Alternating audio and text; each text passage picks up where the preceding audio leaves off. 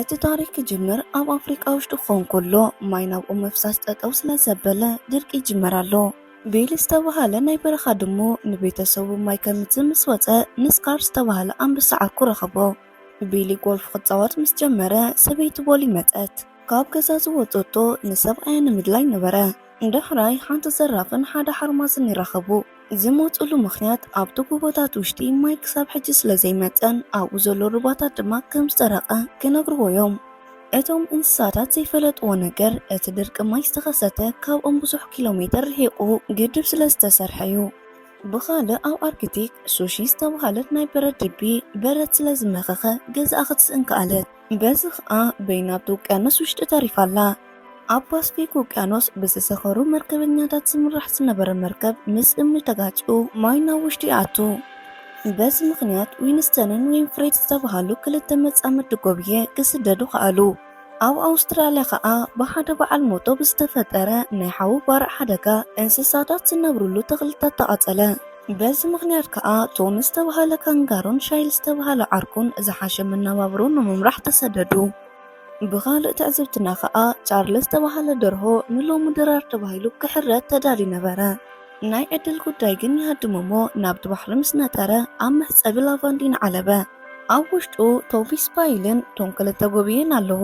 ሱቺ እውን ብድሕሪኦም ክትህሉ ከላ ናብ ኣፍሪቃ ጉዕዞም ይጅምሩ። ናብኡ ዝስደድሉ ምኽንያት ከዓ የዕዋፍ ጽቡቕ ናብራብኡ ከም ዘሎ ስለ ዝነገሮኦም እዮም። ቻርልስ ናይ መንገዲ ፍልጦ ስለ ዝነበሮን ሰላማዊ ናብራ ስለ ዝደልን ምስኦም ተሓወሰ። ድሕሪ ዝተወሰነ ናይ መዓልታት ጉዕዞ ኣብ መሬት ይበጽሑ እሞ በቲ በረኻ ናብቲ ዝደልይዎ ንምብጻሕ ብእግሮም ጉዕዞ ጀመሩ። ናብ ኣፍሪቃ ምስ ንምለስ ቢሊ ዳግማይ ማይ ንምምጻእ ይወፅእ። ኮይኑ ግን ናይ በረኻ ብዑርን ጉማርን ዝተባህሉ እንስሳታት መጀመርያም መኒሰት ብምባል ይበኣሱ ከም ዘለዉ ይሰምዕ። እታ ዘራፍ ከዓ ኣብ መንጎ ክልቲኦም ዘሎ ባእሲ ክሳብ ዝሃድእ ክጽበይ መኸረቶ። ክሰምዓ ግን ኣይከኣለን። እቲ ደፋር ድሞ ብመንጎኦም ይሓልፍ እሞ ማይ ክቐድሕ ጀመረ። እዚ ተግባሩ ከዓ ነቶም እንስሳት ይሕርቆም እሞ ክጎይዎ ጀመሩ። ኣብ ቅድሚት ሰበይትን ወዱን ከዓ ረጋጊጾሞ ሓለፉ። ቢሊ ካብ ዝወድኦም ዝተስአ እቲ መትሓዚ ስለ ዝተሰበረ ብሓዘን ናብ ገዝኡ ተመለሰ። ሰበይቱ ድሕሪ ዝተወሰነ መዓልታት ብጽምኢ ማይ ከይሞቱ ትሰግእ ነበረት። ቢሊ ከዓ ማይ ሒዙ ከም ዝመጽእ ቃል ኣተወላ። ወሲኹ ማይ ከይረኸበ ከም ዘይምለስ ይነግራ። ካብ ገዝኡ ምስ ወፀ ቢሊ ንወዱ ማይ ከም ዘምጽእ ቃል ክኣትወሉ ይፍትን። እዚ ንእሽተይ ድሙ ግን በብኡ ዕጉብ ኣይነበረን። ነብኡ ከዓ ኩሉ ግዜ ዝኣተወ ቃል ከምዘይተግብር ይነግሮ። ወሲኹ ሰነፍ ከም ዝኾነ ይነግሮ። ቢሊ ቦዱ ብዝበሎ ነገር ሰንበደ። ከምቲ ቃል ዝኣተወ ከዓ ማይ ንምርካብ እናሓዘነ ይኸይድ። መጀመርያ ጠጠው ዘበሎ ዓርኩ ስኮርት ነበረ። ናብቲ ጎቦታት ከይዱ ማይ ከም ዘምጽእ ስለ ዝሓሰቦ ነገር ይነግሮ። ሱኮርት ግን መጀመርያ ናብቲ ቦታ ንምብጻሕ ነቲ ናይ ሞት ገዛውቲ ክሓልፍ ከም ዘለዎ ይነግሮ። ካብቲ ናይ ሞት ገዛውቲ ከዓ ብሂወት ዝወፀ የለን። እቲ አንበሳ ነዚ ስለ ዝፈርሐ ምስኡ ከም ዘይከይድ ይነግሮ። በዚ ከዓ ቢሊ በይኑ ክኸይድ ጀመረ። ቢሊ ንነዊሕ ኪሎ ሜትር ምስ ተጓዓዘ ናብቲ ናይ ሞት ገዛውቲ ዝተባሃለ ቦታ ምስ በጽሐ ሰለስተ ዓበይቲ ኣዕዋፍ ድራር ረኺብና ኢለን ይሕጎሳ። ቢሊ ብውሽጢ ፍርሓት እናተሰምዖ ኣብቲ ከባቢ ብዙሓት ዓጽምቲ ወዲቖም ረኣየ። አንደበት ከዓ መንከቡ ገለ ነገር ዓለበ። ብፍርሒ ቀሲሉ ምስ ተጠውየ ዓርኩ ሱኮርቲ ከም ዝኾነ ምስ ረኣየ ብሓጎስ ይመልእ። ሱኮርቲ ሓሳቡ ቀይሩ ምስ ቢሊ ማይ ንምርካብ ይመጽዩ። አንደበት ግን በቲ ቦታ ዝነበረት ጸሊም እንስሳ ይመጽእ እሞ ክልቲኦም ሰንቢዶም ካብቲ ቦታ ሃደሞ።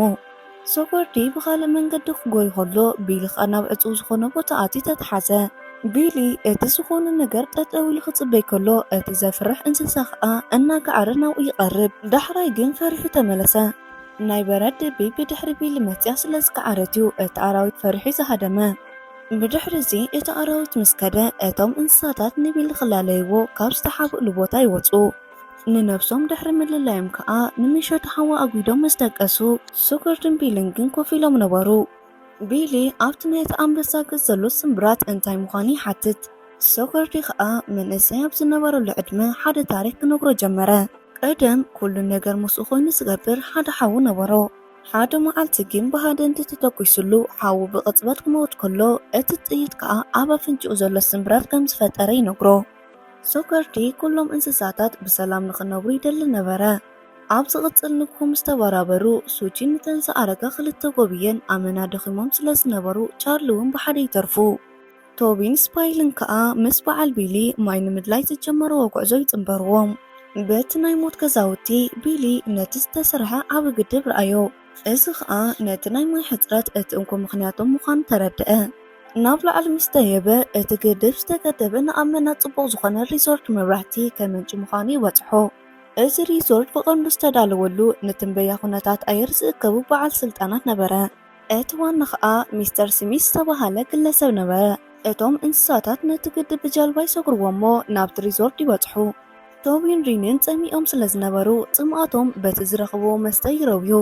ብኻልእ ቢሊ ማይ ንምስታይ ክኸይድ ከሎ ኣብ ቅድሚኡ ሰባት ምህላዎም ተዓዘበ። ስኮር ናብቲ ክላስ ምስ ኣተወ ኩሎም ሰባት ሰንቢዶም ህይወቶም ንምትራፍ ሓርኮትኮት ክብሉ ይረኣዩ። ኣንበሳ ኣብ ሪዞርት ውሽጢ ምእታው ምስ ሰምዐ ሚስተር ስሚት እናሓው ስኮር ዝቐተለ ሰብ ብተመሳሳሊ ንስኮር ንክቆትሎ ይልእኾ። እቲ ሰብ ክኣቱ ከሎ ንቢሊ ሪኦሞ ክትኩሰሉ ጀመረ። ቢሊ ፈርሒ ይሃድም እሞ ናብ ናይ ዓሳታት መንበሪ ኣትዩ በቶም ዓሳታት ይጥቃዕ። ቢሊ ናብቲ ካልእ ክፋል ናይቲ ማይ ምስ ሓንበሰ ብኻልእ ሻርክ ተዋሓጠ። እቲ ሻርክ ግን ይተፍኦ እሞ ናብ መሐንበሲ ይውርውሮ። ናይቲ ሪዞልት ጓልቲ ዋና ምስ ረኣየቶ ክትሕግዞ ኢዳ ዘርግሓቶ። እቲ ሃዳናይ ግን ቢሊ ካብቲ መሐንበሲ ክወፅእ ምዃኑ ምስ ፈለጠ ሓደ መእዘዚ ሪሞት ይጥውቕ እሞ እቲ ኣብቲ መሐንበሲ ዝነበረ ማይ ንቢሊ ሒዝዎ ይፈስስ። ዳሕራይ ግን ቶቶ ዝተባሃለ ህበይ የድሕኖ። ነቶም ካልኦት ዝተረፉ እንስሳታት እውን ይረኽቦም እሞ ካብቲ ሃዳናይ ንምሕባእ ናብ ሓደ ክላስ ይእትዎም።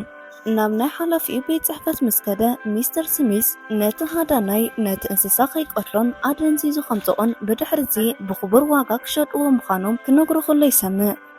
እቲ ህበይ ናብቲ ገዛ ምስ ተመለሰ ሕንፍሽሽ ከም ዝኣተዎም ይዕዘብ። ቀፂሉ ንምንታይ ናብቲ ሪዞርት ከም ዝመፁ ይሓቶም። ቢሊ ዝመፅሉ ማይ ደልዮም ከም ዝኾኑ ይነግሮ። ቶቶ ከዓ ነቲ ገድብ ብምኽፋት ናብኦም ማይ ከም ዝፈስስ ከም ዝገብርን ከም ዝሕግዞም ይነግሮም። ናብቲ መቆጻጸሪ ኸይዱ ክሳብ ዝኸፍቶ ኣብ ደገ ክጽበይዎ ይነግሮም። እቶም እንስሳታት ግን ስቕ ኢሎም ይስዕብዎ ነበሩ። ኣብቲ ውሽጢ እቲ ሃዳናይ ንስኳርቲ መደንዘዝ መርፍእ ክወግኦ ከሎ ቢሊ ከዓ ከይሓሰቦ ነቲ ናይቲ ግድብ መእዘዚ ሪሞት ይጥውቆ። ናብ ስኳርቱ ኸይዱ ክሕግዞ ዋላ እንተፈተነ ግን እናደኸመ ብምዃኑ ይወድቕ። ቢሊ ቶቢን ሱሊን ናብቲ ግድብ ወደቑ። ካብቲ ዝወደቑዎ ምስ ተባራበሩ እቲ ሃዳናይ ናብኦም ገጹ መኪና ሒዙ ክመጽእ ረኣዩ። ቶቢ ንቢሊ ብምልዓል ናብ ሕቑፉ ኣትእትዎ እሞ ሱሊ ድማ ነቲ ሃዳናይ ጠጠው ከብሎ ፈተነ፣ ግን ክኾነሉ ይከኣለን። ቻርለስ ግን ንኽልቲኦም ጎብየ ብምትሕብባር ነታ መኪና ከም ትጋጭ ብምግባር ንኹሎም ይድሕኖም። ብድሕሪዚ ኩሎም ናብቲ ሰላማዊ ቦታ ይጓዓዙ እሞ ቢሊ ኣብቲ ሪዞርት ውሽጢ ዝተዓዘቦ ነገር ይነግሮም። ስኮርቲ እውን ኣብኡ ተታሒዙ ከም ዘሎ ይነግሮም።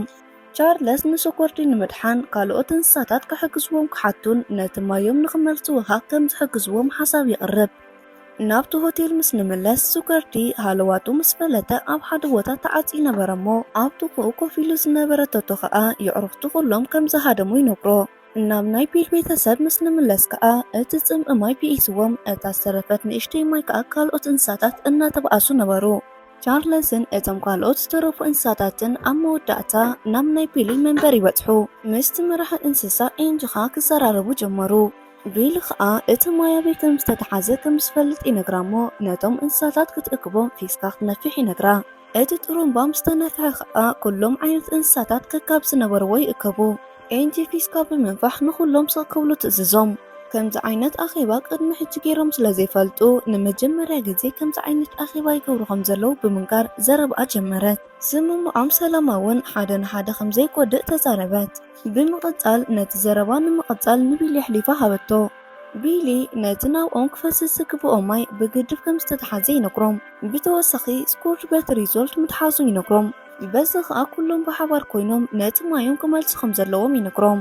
እቶም እንስሳታት ግን ቁም ነገር ኣለዎ ኢሎም ስለዘይኣምኑ ካብ ዝተዛረቦ ነገር ወላ ሓደ ከኣምኑ ኣይከኣሉን። እቶም እንስሳታት ነቲ ነገር ብምስትውዓል ከም ዘይርእይዎ ዘለዉ ምስ ረኣዩ እቶም ጎብያታት ዊንስተንን ዊንፈርድን ክዛረቡ ጀመሩ።